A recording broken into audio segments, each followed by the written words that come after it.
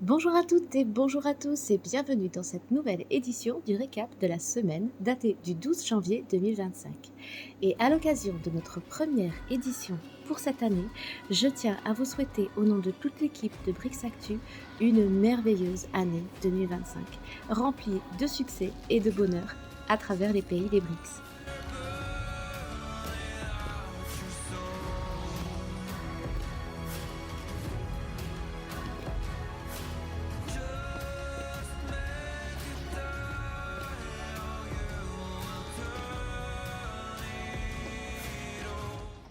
Et si je vous dis Brésil, vous penserez peut-être à ça?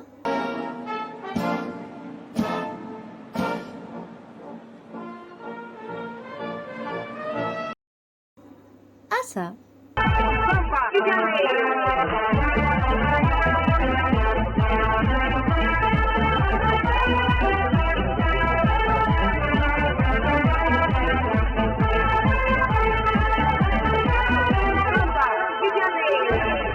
Ou pourquoi pas à ça. Salut, c'est Chico. Vă téléphoner pas cher. Tu as déjà mobile que tu aimes beaucoup. Chico, il dit. Achète le kit Universal Mobile. Chez ton marchand de journaux. Tous mes cartes SIM dans ton téléphone.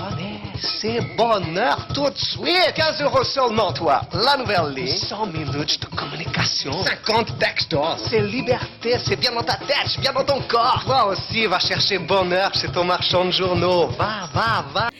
Eh bien, depuis le 1er janvier de cette année 2025, le Brésil a pris la présidence tournante des pays BRICS.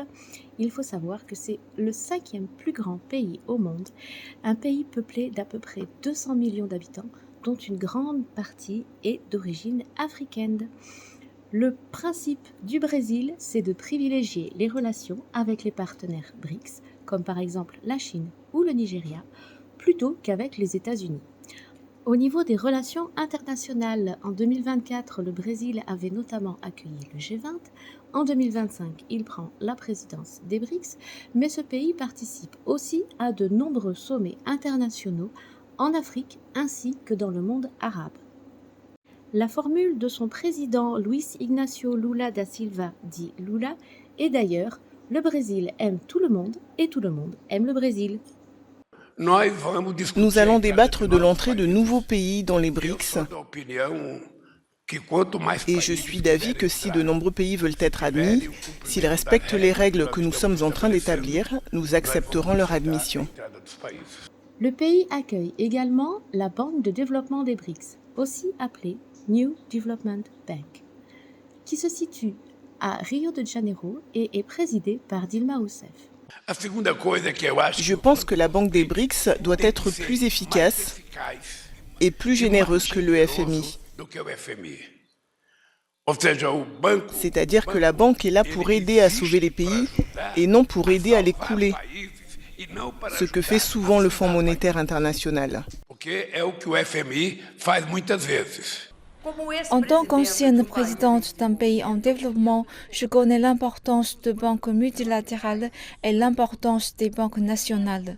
Le défi le plus important est de fournir un financement et une échelle suffisamment importante pour relever les immenses défis liés aux besoins économiques, sociaux et environnementaux des divers pays. Il s'agit d'un défi très important qui nécessite beaucoup de financement et l'aide de divers pays, dont on y répondre ensemble. De forts investissements, notamment chinois, permettent aujourd'hui au Brésil un essor économique et industriel. La New Development Bank (NDB) regroupe non seulement les pays des BRICS, mais également d'autres pays partenaires qui ne font pas forcément partie du groupe, comme par exemple l'Uruguay, qui est rentré au niveau de la banque en 2023. Ces pays participent cependant aux investissements et au développement d'un marché commun. Et pour passer d'un pays chaud à un autre pays chaud, si je vous parle de Bali et d'Indonésie, vous allez très certainement faire voyager votre esprit par là.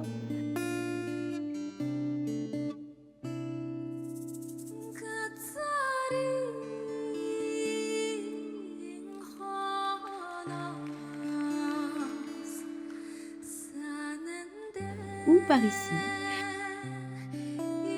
Eh bien, Lula avait-il à peine reçu les droits de la présidence des BRICS qu'il annonçait l'intégration à part entière de l'Indonésie.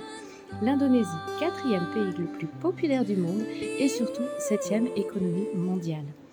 On connaît notamment l'Indonésie par la ville de Bali, qui est une destination touristique phare. Devenu BRICS Partner en 2024 à l'occasion du sommet de Kazan, puis aujourd'hui BRICS à part entière depuis le 1er janvier 2025, l'Indonésie fait passer le groupe à un total de 10 pays. BRICS announced on Monday that Indonesia, with Southeast Asia's largest population and economy, is fully joining the group as a full member. With nations such as Russia, India and China already members, the group is expanding with its first entry of a Southeast Asian country. Selon les chiffres du FMI d'octobre 2024, les pays BRICS à part entière, si l'on inclut bien entendu aujourd'hui l'Indonésie, représentent 38,8% de l'économie mondiale.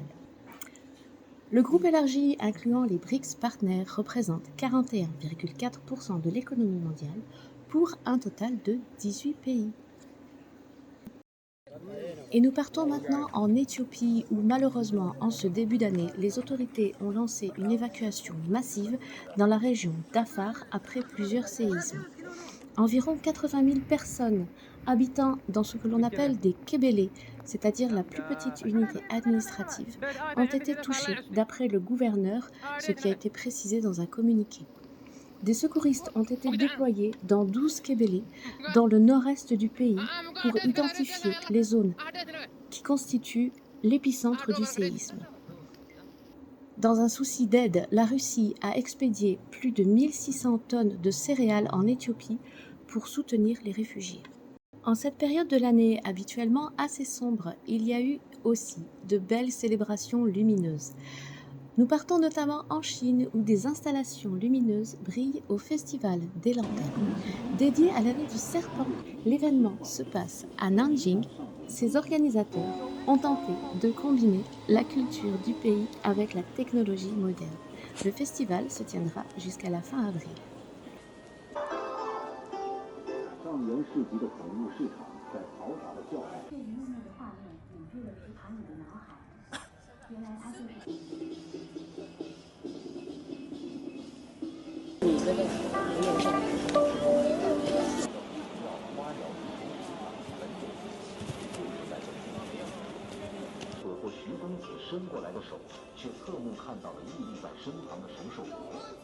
Et en Russie, c'est le président russe Vladimir Poutine qui a assisté à une cérémonie à l'église chrétienne Saint-Georges le Victorieux à l'occasion du Noël orthodoxe. Встречает Рождество именно в этом храме. Это православный храм-памятник в честь победы в Великой Отечественной войне, находящийся в Москве в парке Победы на Поклонной горе, слева от главной аллеи парка Победы. Pageco à présent. Intéressons-nous aux voitures électriques. La société Tesla d'Elon Musk a vendu un nombre record de 657 000 véhicules électriques en Chine pour l'année 2024, soit une augmentation annuelle des ventes de 8,8%. Mais de son côté, la Chine devient le premier pays à produire 10 millions de véhicules électriques pour la seule année 2024. Et pour cette première édition du récap de la semaine de 2025, ce n'est pas une, mais deux touches tendresse que je vous propose. On part tout de suite en Inde. Tout d'abord, des panthères de neige jouant sur la pente d'une montagne ont été filmées, notamment dans la vallée du Zaskar, dans le Ladakh. Je vous laisse admirer l'exercice.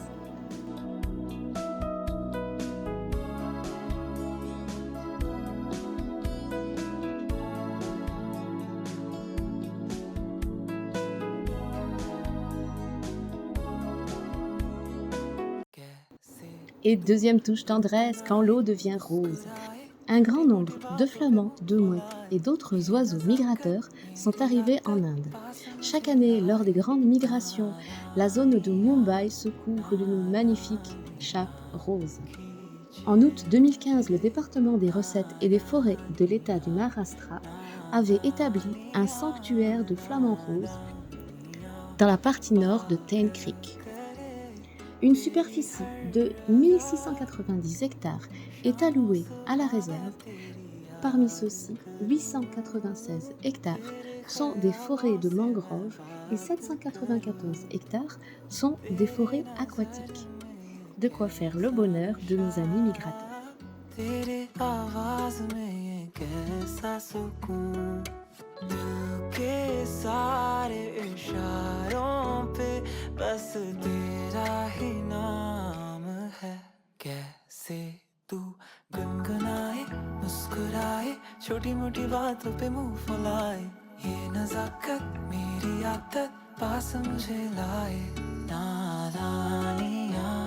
Voilà les amis, c'est tout pour aujourd'hui. Vous pouvez retrouver toutes ces informations et bien d'autres 24 heures sur 24 et 7 jours sur 7 sur notre canal Telegram, dont le lien se trouve dans la description.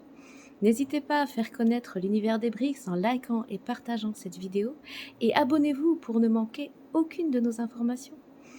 Laissez-nous également un petit commentaire, ça fait toujours plaisir.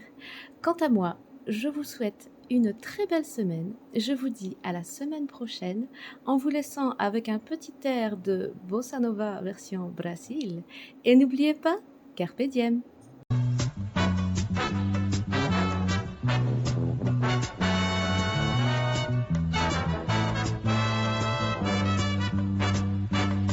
Essa moça tá diferente, já não me conhece mais. Está pra lá de pra frente, está me passando pra trás.